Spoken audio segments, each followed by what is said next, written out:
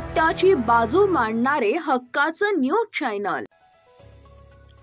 जळगावात अवकाळी पावसाचा बळी, वीज कोसळून 15 वर्षीय बालकाचा मृत्यू तर आजोबा गंभीर जखमी।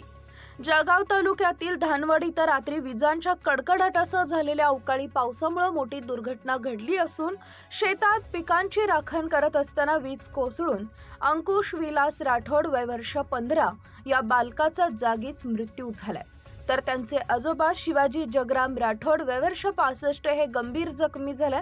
त्यांच्यावर शासकीय वैद्यकीय महाविद्यालय व रुग्णालयात उपचार सुरू आहेत। शेतात पिकाची राखण करत असताना ही दुर्दैवी घटना घडली आहे।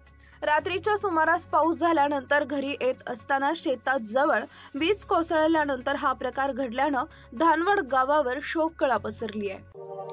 अशाच ताज्या बातम्या पाहण्यासाठी सह्याद्री न्यूजला लाईक करा, सबस्क्राइब करा आणि बेल आयकॉन प्रेस करा। धन्यवाद।